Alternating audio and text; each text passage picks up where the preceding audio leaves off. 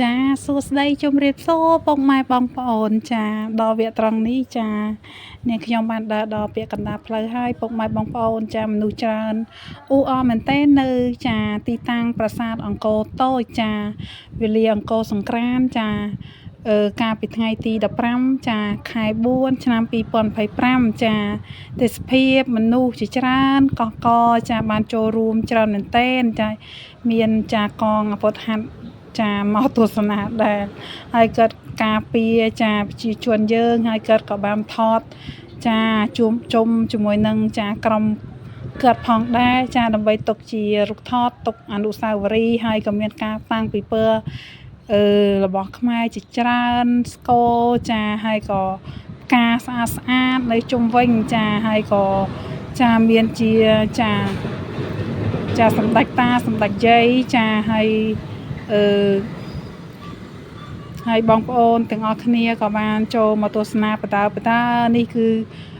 ការពីម៉ោងចាម៉ោង11គឺខ្ញុំដើរចូលប្រាសាទហើយដល់ក្រោយពីបានខ្ញុំញ៉ាំបានចំណីអាហារចាឲ្យមានកម្លាំងហើយស្រស់ស្រូបចារោទិញទឹកត្នោតផឹកដែរប៉ុន្តែអត់បានជួបជាមួយនឹងទឹកត្នោតទេចាផឹកទឹកធម្មតាចាហើយក៏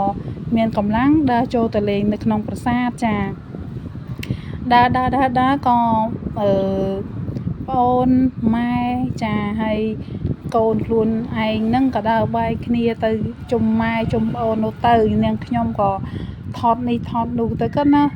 បែកគ្នាចាបែកគ្នាខ្ញុំក៏ដើរថតបតាចាហើយ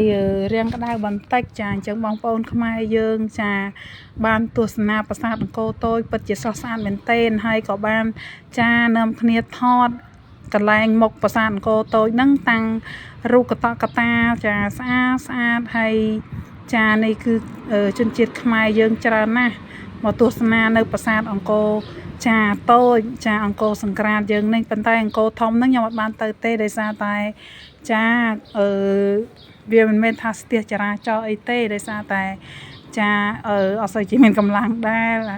យើងវារាំងអត់សូវមានកម្លាំងអញ្ចឹងខ្ញុំនៅតែអង្គរតូចទេចាផ្ដិតយករូបភាពនៅប្រាសាទអង្គរតូចចាហើយក៏ចាខ្មែរយើងចាជនជាតិបរទេសទាំងអស់គ្នាក៏នាំគ្នាទស្សនាចាថតជាសន្លឹកទុកជាអនុស្សាវរីយ៍ចានេះខ្ញុំក៏ដើរជិតដល់ប្រាសាទអង្គរចាតូចហើយមុខប្រាសាទអង្គរតូចហ្នឹងមានចាកពូ3តែបើយើងមើលពីចម្ងាយគឺមានកពូចារហូតទៅដល់ចា5អញ្ចឹងណាចាអញ្ចឹងនេះគឺនៅជុំវិញចាស្ពានថ្មហ្នឹងបានធ្វើហើយក៏បានដើរលើស្ពានថ្មអញ្ចឹងណាហើយជុំវិញគឺសិតតែទឹកហើយ